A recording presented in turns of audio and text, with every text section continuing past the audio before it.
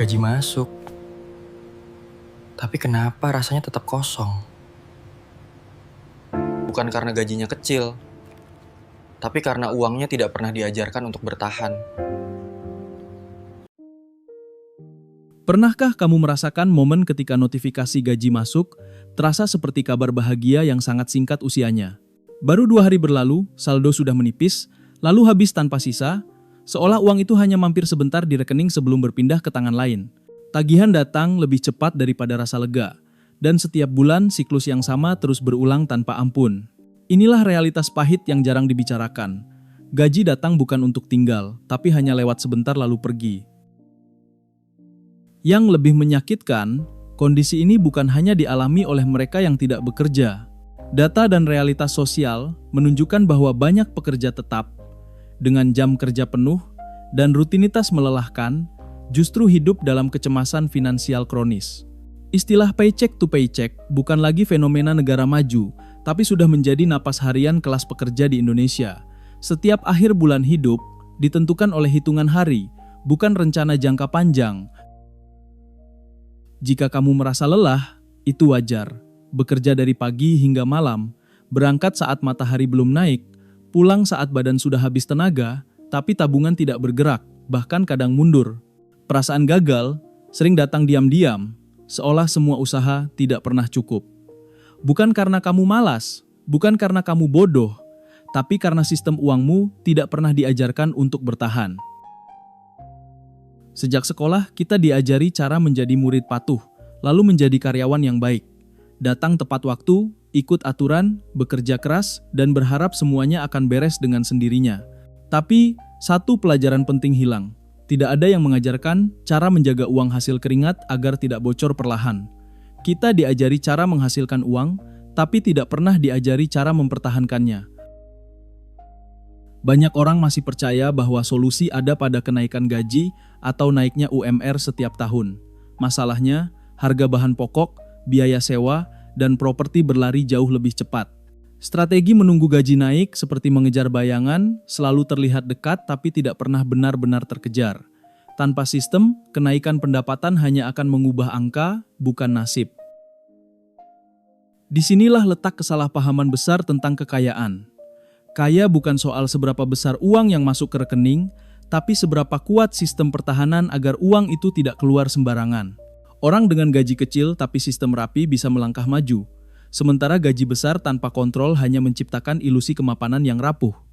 Permainan finansial dimenangkan oleh sistem, bukan angka semata. Video ini tidak akan membawamu ke teori ekonomi rumit atau jargon yang membingungkan.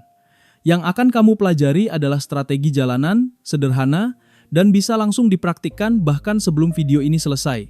Cara berpikir yang relevan dengan realita hidup, bukan versi ideal di atas kertas.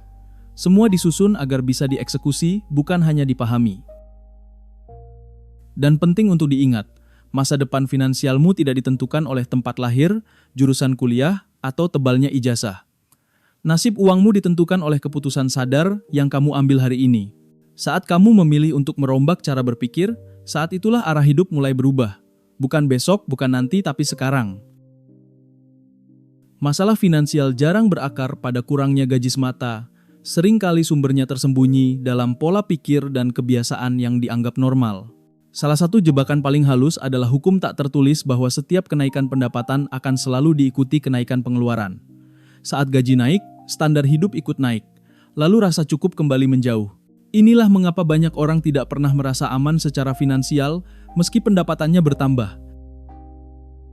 Fenomena ini diperparah oleh penyakit sosial yang sangat akrab di kehidupan sehari-hari.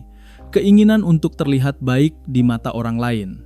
Banyak pekerja dengan penghasilan pas-pasan memaksakan gaya hidup di luar kemampuan demi validasi sosial. Nongkrong mahal, kopi berlabel asing, cicilan demi tampilan, semua dilakukan agar tidak terlihat tertinggal. Tanpa sadar, uang habis bukan untuk hidup lebih baik, tapi untuk menjaga citra. Ada juga kebocoran kecil yang sering diremehkan karena terasa tidak signifikan, jajan receh, parkir harian, biaya admin dompet digital, atau langganan kecil yang tidak terasa sakit saat dibayar. Masalahnya, kebiasaan kecil yang diulang setiap hari memiliki kekuatan akumulasi yang brutal. Dalam setahun, uang yang dianggap sepele itu bisa berubah menjadi aset berharga jika diarahkan dengan benar. Perangkap paling berbahaya muncul dalam bentuk kemudahan. Fitur tunda bayar sering terlihat seperti penyelamat di saat sempit, padahal sejatinya adalah pinjaman masa depan dengan bunga emosi yang mahal. Setiap cicilan yang diambil hari ini menggerogoti kebebasan gaji bulan depan. Perlahan tapi pasti, penghasilan belum masuk sudah dibagi, dan ruang bernapas semakin sempit. Batas antara kebutuhan dan keinginan juga semakin kabur. Makan untuk bertahan hidup berubah menjadi ajang gaya hidup. Alat kerja berubah menjadi simbol status. Banyak keputusan finansial tidak dibuat berdasarkan fungsi, tapi berdasarkan perasaan dan pembenaran sesaat. Ketika emosi memegang kendali, uang selalu kalah logika.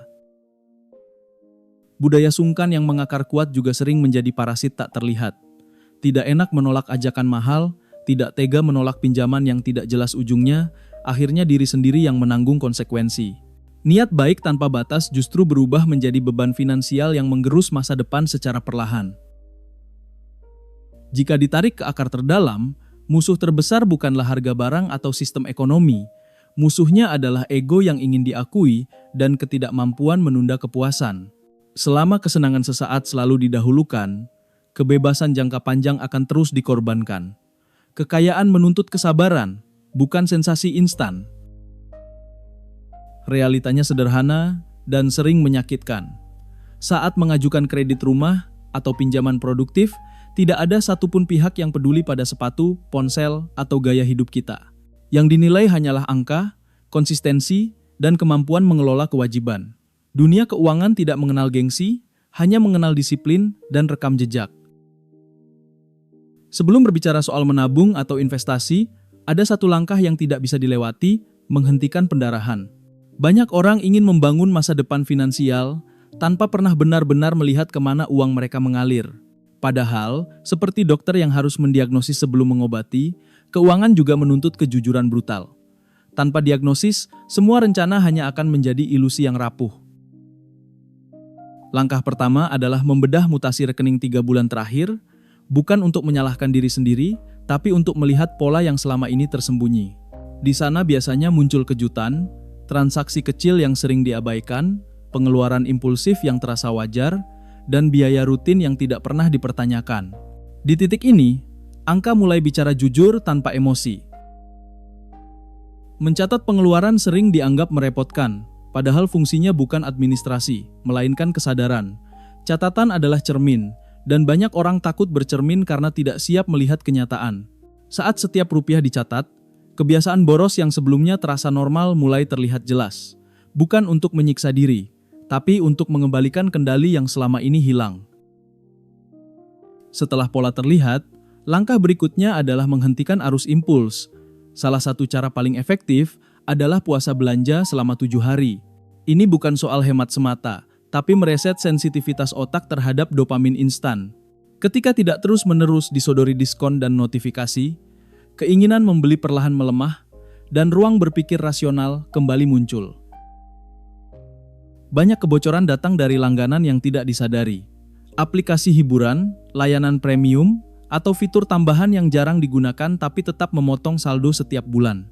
Menghentikan 1 atau 2 langganan mungkin terasa kecil, namun dampaknya besar dalam jangka panjang.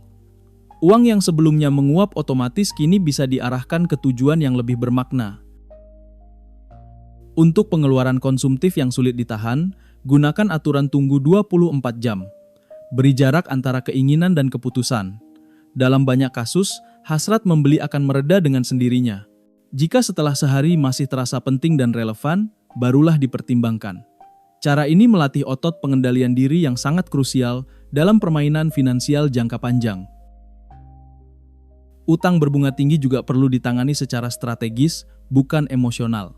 Pilih metode yang paling sesuai dengan kondisi mental dan finansial, melunasi bunga terbesar lebih dulu, atau menyelesaikan saldo terkecil untuk efek psikologis. Yang terpenting, utang tidak lagi dibiarkan liar tanpa arah. Setiap pembayaran adalah langkah merebut kembali masa depan. Perlu diubah cara pandang tentang penghematan. Setiap rupiah yang berhasil diselamatkan dari pengeluaran tidak penting bukanlah pengorbanan, melainkan amunisi. Ibarat ember bocor, menambah air tanpa menutup lubang hanya akan melelahkan. Menambal kebocoran adalah syarat mutlak sebelum berbicara tentang pertumbuhan dan kemerdekaan finansial.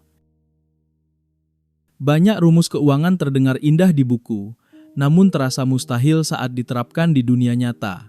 Salah satunya adalah aturan 50,30,20 yang sering membuat pekerja UMR merasa gagal sejak awal.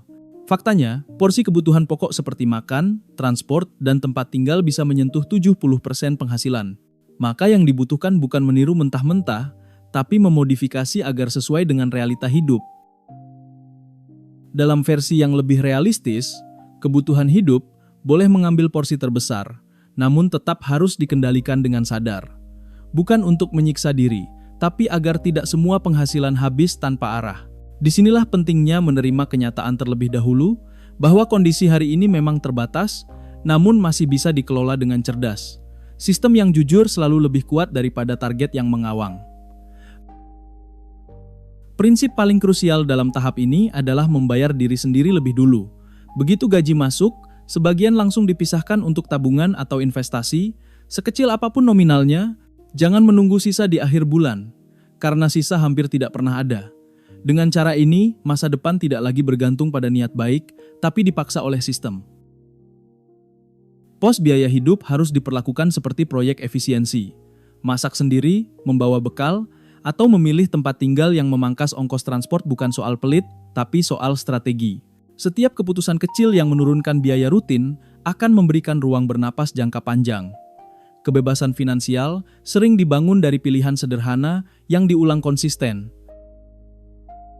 Dana darurat wajib ditempatkan sebagai benteng pertahanan pertama. Tanpa dana ini, setiap kejadian tak terduga akan langsung berubah menjadi krisis. Sakit, kehilangan pekerjaan, atau kebutuhan mendesak tidak lagi memaksa kita berutang atau bergantung pada belas kasihan orang lain. Rasa aman finansial lahir bukan dari banyaknya uang, tapi dari kesiapan menghadapi risiko. Bagi yang berada dalam posisi menopang keluarga, terutama sebagai generasi sandwich, perlu batasan yang sehat. Membantu orang tua adalah bentuk tanggung jawab moral, namun masa depan sendiri tidak boleh dikorbankan sepenuhnya. Alokasikan dengan sadar, jelas, dan konsisten. Membantu dengan sistem jauh lebih berkelanjutan daripada membantu dengan rasa bersalah. Agar sistem ini berjalan, gunakan pemisahan uang secara fisik atau digital. Kantong makan, transport, tabungan, dan hiburan harus berdiri sendiri. Saat uang tercampur, disiplin mudah runtuh. Dengan pemisahan yang jelas, setiap keputusan belanja memiliki konsekuensi yang langsung terasa, dan ini melatih kesadaran finansial sehari-hari. Penting untuk tetap memberi ruang menikmati hidup. Pos hiburan kecil justru menjaga kewarasan dan mencegah ledakan belanja impulsif. Disiplin di awal memang terasa berat, seperti otot yang dipaksa bekerja. Namun rasa tidak nyaman inilah harga yang harus dibayar untuk kebebasan yang jauh lebih besar di masa depan. Banyak orang menunda investasi karena merasa uangnya terlalu kecil. Ada keyakinan keliru bahwa investasi hanya milik mereka yang berdasi rapi dan punya modal besar. Padahal dunia sudah berubah. Dengan nominal yang setara uang jajan, siapapun kini bisa mulai memiliki aset produktif.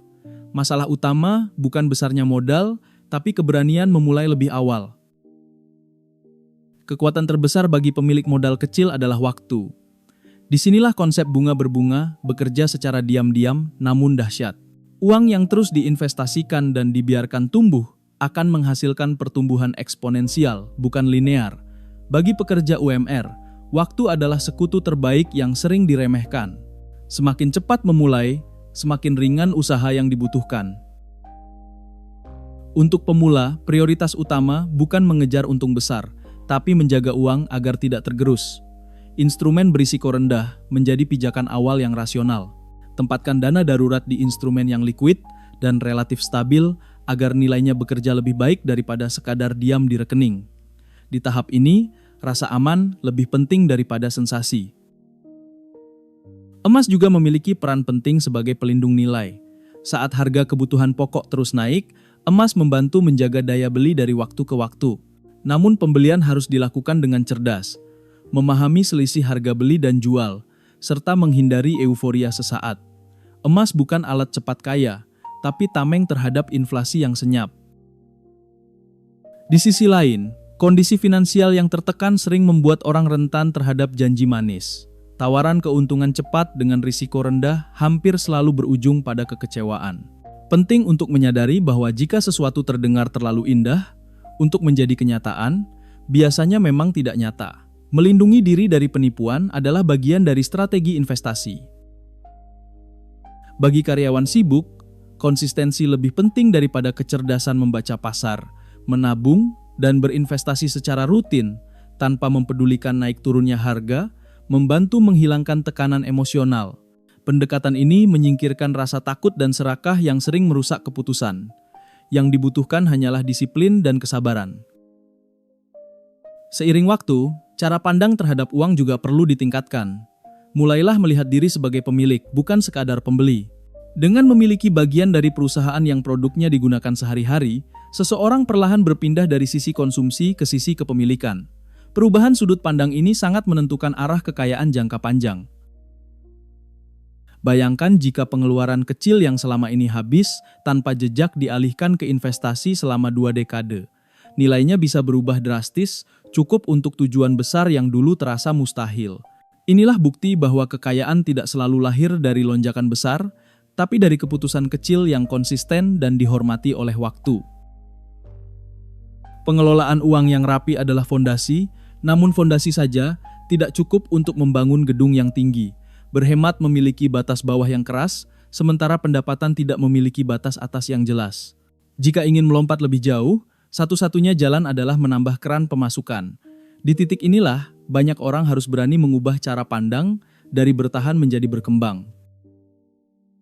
Alasan paling sering yang muncul adalah tidak punya modal. Padahal, banyak peluang tidak menuntut uang, tapi menuntut keberanian dan konsistensi. Menjadi perantara, menawarkan jasa, atau memanfaatkan platform digital hanyalah soal kemauan memulai. Modal terbesar seringkali adalah kesediaan belajar dan menanggung rasa canggung di awal. Investasi paling menguntungkan justru ada pada diri sendiri. Mengasah keterampilan, memperdalam keahlian, dan memperluas kemampuan berpikir menaikkan nilai jual di pasar kerja. Ketika kapasitas meningkat, peluang datang dengan sendirinya. Pendidikan tidak selalu berbentuk gelar, seringkali berbentuk latihan disiplin yang dilakukan diam-diam. Waktu luang sering terbuang tanpa arah karena dianggap sebagai hak setelah lelah bekerja. Padahal, beberapa jam di akhir pekan bisa diubah menjadi aset yang produktif. Menukar sebagian waktu santai dengan proyek kecil berbayar menciptakan jalur baru menuju kemandirian finansial. Tidak harus besar, yang penting bergerak. Dalam dunia kerja, pendapatan utama juga bisa ditingkatkan dengan cara yang elegan. Negosiasi gaji bukan tentang memohon, melainkan menunjukkan nilai. Ketika kontribusi dicatat, hasil diukur, dan dampak terlihat, posisi tawar meningkat. Data dan kinerja berbicara jauh lebih lantang daripada keluhan biaya hidup. Lingkaran pergaulan juga memegang peran besar. Berada di sekitar orang yang memiliki visi dan etos kerja kuat, membuka akses pada informasi dan kesempatan baru. Banyak pintu rezeki tidak dibuka oleh iklan, tapi oleh percakapan. Memperluas jaringan berarti memperluas kemungkinan. Mentalitas pengusaha tidak menunggu status atau jabatan. Ia tercermin dari cara seseorang mengerjakan tanggung jawab melebihi standar minimum. Ketika kapasitas terus diperbesar, hasil finansial akan mengikuti secara alami. Sikap ini membedakan mereka yang stagnan dengan mereka yang terus naik kelas. Namun perlu diwaspadai satu jebakan baru. Saat pendapatan tambahan mulai mengalir, godaan menaikkan gaya hidup kembali muncul. Jika tidak dikendalikan, kebocoran lama akan terulang dalam skala lebih besar. Pertumbuhan sejati bukan tentang terlihat lebih kaya, tapi tentang semakin kuat menahan diri. Jika ditarik ke satu garis besar, perjalanan finansial ini sebenarnya adalah satu sistem utuh. Kesadaran mengubah kebiasaan, kebiasaan membangun disiplin, disiplin menciptakan ruang, dan ruang memberi kesempatan untuk bertumbuh. Tidak ada satu langkah ajaib, yang ada hanyalah rangkaian keputusan kecil yang saling menguatkan. Saat semua bagian bekerja bersama, keuangan berhenti menjadi beban dan mulai menjadi alat. Sekarang, bayangkan dirimu 5 atau 10 tahun ke depan. Bangun pagi, tanpa panik memikirkan tagihan, bekerja karena pilihan, bukan karena keterpaksaan. Waktu tidak lagi sepenuhnya ditukar dengan uang, dan uang tidak lagi mengatur setiap keputusan hidup. Gambaran ini bukan mimpi kosong, tapi hasil logis dari sistem yang dijalankan dengan konsisten. Lebih dari sekadar kenyamanan pribadi, ada makna yang lebih dalam. Ketika kondisi finansial membaik, kamu sedang memutus rantai kesulitan yang mungkin sudah lama diwariskan. Anak dan keluarga tidak lagi mewarisi kecemasan yang sama. Warisan terbaik bukanlah harta berlimpah, melainkan stabilitas, keteladanan, dan kebebasan memilih arah hidup. Perlu disadari bahwa proses ini tidak selalu menyenangkan. Akan ada fase sepi, membosankan, bahkan terasa seperti jalan di tempat. Namun rasa tidak nyaman karena disiplin selalu lebih ringan daripada rasa sesal di masa depan. Kesabaran hari ini adalah harga yang dibayar untuk ketenangan esok hari. Kekayaan sejati sering disalahartikan sebagai kemewahan yang terlihat, padahal esensinya adalah ketenangan batin, kesehatan yang terjaga, dan hubungan keluarga yang tidak rusak oleh tekanan uang. Saat kebutuhan dasar aman dan arah hidup jelas, kemewahan kehilangan daya tariknya. Yang tersisa adalah rasa cukup yang jarang dimiliki banyak orang. Banyak sosok yang hari ini tampak mapan pernah berdiri di titik yang sama, bahkan lebih sulit. Mereka tidak menang karena keberuntungan semata, tapi karena ketekunan dalam sistem yang sederhana. Perubahan besar jarang datang dari lonjakan dramatis, melainkan dari konsistensi yang dijaga saat tidak ada yang menonton. Karena itu, tantangan nyatanya sederhana dan bisa dilakukan hari ini juga. Buat 2 rekening terpisah, satu untuk bertahan hidup, satu untuk masa depan. Tidak perlu menunggu gajian berikutnya atau kondisi ideal. Tindakan kecil yang dilakukan sekarang jauh lebih berharga daripada rencana besar yang terus ditunda. Pada akhirnya, masa depan finansial tidak berada di tangan pemerintah, perusahaan, atau atasan. Ia berada di tangan orang yang berani mengambil tanggung jawab penuh atas pilihannya sendiri. Saat kamu memilih untuk berubah hari ini, kamu sedang menulis ulang arah hidupmu. Dan keputusan itu sepenuhnya milikmu.